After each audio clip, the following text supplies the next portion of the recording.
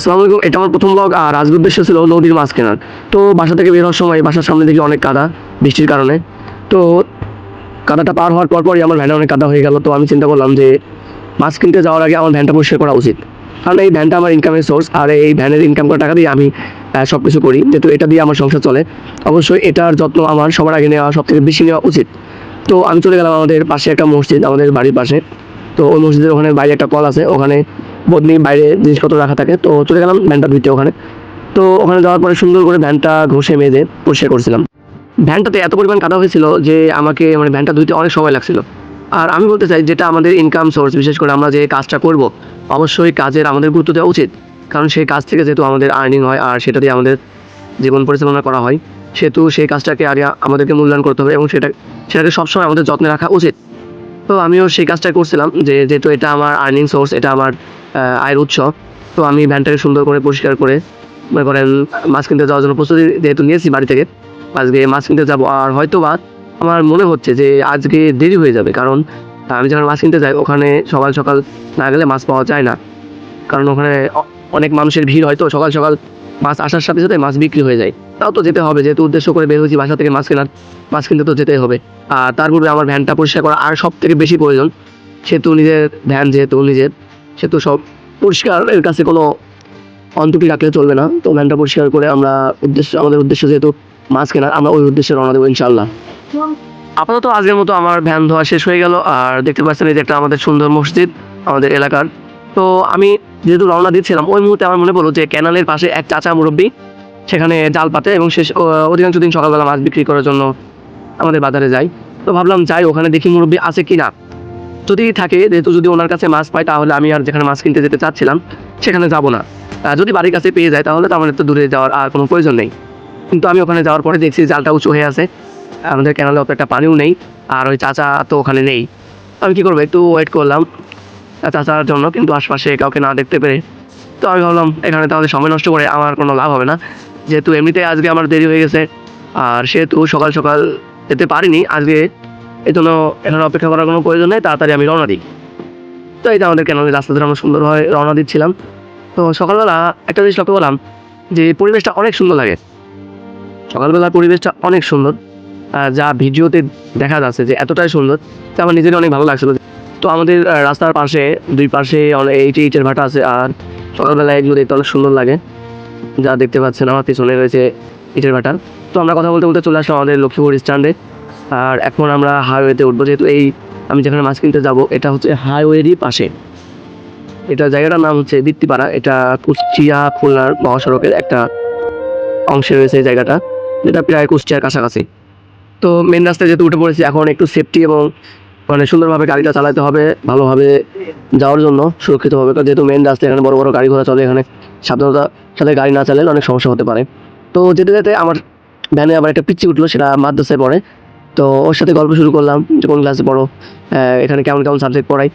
তো ও হচ্ছে সামনে একটা মাদ্রাসা আছে, ওখানে ক্লাস 1-এ পড়ে। ওখানে বাংলা, অঙ্ক, ইংরেজির সাথে আরবি শিক্ষা দেওয়া হয়। তো ওর সাথে কথা বলে ভালোই লাগছিল। তো গল্প করতে করতে যেহেতু ওর সাথে যাচ্ছিলাম, তো এবং তার আশপাশে যে পরিবেশটা ছিল, আসলে সকালের পরিবেশটা অনেক সুন্দর, যা বলার মতো না। আর এখানে রয়েছে একটা পার্ক, এটা হচ্ছে পার্ক বলতে এখানে একটা রেস্টুরেন্ট, বেশ পরিচিত সুন্দর একটা রেস্টুরেন্ট, আপনারা চাইলে আসতে পারেন। আর দেখতে পাচ্ছেন সকালবেলার হাইওয়ের পরিবেশটা কত সুন্দর। তো আমরা গল্প করতে করতে, পিচ্চির সাথে গল্প করতে করতে, মনে করেন প্রায় ওর মাদ্রাসার কাছাকাছি চলে আসছে। এখন তো ওকে নামাই দিতে হবে অবশ্যই। তো সামনে ওর মাদ্রাসা, তো ওখানে দাঁড়াবো আর ওকে নামাই দিব। বেশ ভালোই লাগছিল পিসিটার সাথে কথা বলে, অনেক সুন্দর করে কথা বলে। যেহেতু মাদ্রাসায় পড়াশোনা করে, মাদ্রাসার বেশিরভাগ বাচ্চাদের কথাবার্তায় সুন্দর, কারণ এখানে সুশিক্ষা দেওয়া হয়, যে শিক্ষা অন্য কোথাও দেওয়া হয় না।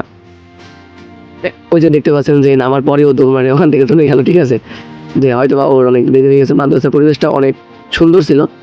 তো ওকে নামিয়ে দেওয়ার পরে আমি আবার রওনা দিলাম আমার মাছ কেনার উদ্দেশ্যে। যেহেতু আমার মনে হচ্ছিল যে আজকে আমি হয়তো বা মাছ পাবো না, আমার মনে হচ্ছে।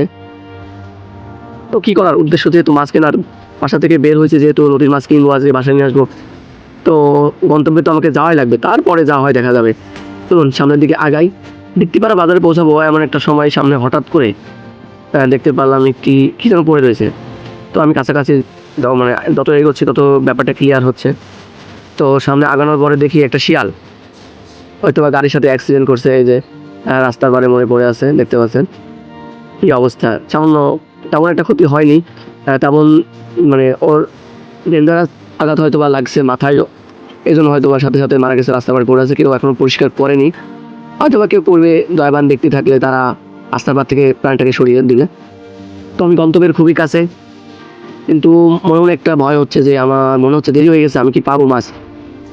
তো বৃত্তিপাড়া বাজারে পৌঁছাতে আমাদের আর কয়েক সেকেন্ড সময় লাগবে, যেহেতু আমরা কাছাকাছি চলে আসছি। বৃত্তিপাড়া বাজারটাও বেশ একটা জাঁকজমক বাজার, এখান থেকে আশপাশে কয়েকটা গ্রামে যাওয়া যায়। এটা বেশ বড় একটা বাজার, কুষ্টিয়ার আর লক্ষ্মীপুরের কুষ্টিয়ার শেখপাড়ার মাঝামাঝি একটা বাজার। এখানে আপনি প্রয়োজন মতো অনেক কিছুই পেয়ে যাবেন, এখানে সব কিছুই পাওয়া যায়, যেহেতু বাজারটা ছোট না। এর পাশে রয়েছে বড় একটা গরুর হাট, যেটা হচ্ছে আলামপুরের হাট বলা হয়। তো আমরা বাজারে চলে এসেছি, এখন বাজারের ভিতর প্রবেশ করতেছি। দেখতে পাচ্ছেন যে আশপাশে গাড়ি ঘোড়া, লোকজন, পরিবেশ দেখে হয়তো বুঝতে পারতেছেন যে এখানে কেমন মানুষ হয় বা এই স্থানটা কত বড় হতে পারে। ঠিক আছে, তো আমরা এই তো আর একটু সময় সামনে চলে যাব মাছের আড়তে। মাছের আড়ত বলতে এখানে মাছের আড়ত আছে, এবং এখানে আশপাশ থেকে যত নদীর মাছ আছে সব এখানে নিয়ে আসা হয়। এই জন্য মূলত উদ্দেশ্য, এখানে মাছের দাম কম হয়, এই জন্য এখানে মাছ কিনতে আসা। আমার বাড়ি থেকে এত দূরে সকাল সকাল মাছ কিনতে আসার উদ্দেশ্য এটা। আর এখানে পর্যাপ্ত পরিমাণ মাছ পাওয়া যায়, আর যদি সকাল সকাল যদি আসা যায় তাহলে এখানে মাছটা ভালো পাওয়া যায় এবং কম দামে পাওয়া যায়, কারণ এখানে আশপাশের সব মাছ এখানে বিক্রি করা হয়। আর যেহেতু যাচাই করে কিনলে, এই যে মাছের বাজারে ঢুকে পড়ছি ভাই, আমি মনে মনে যেটা চিন্তা করছিলাম সেটাই হলো আমার সাথে।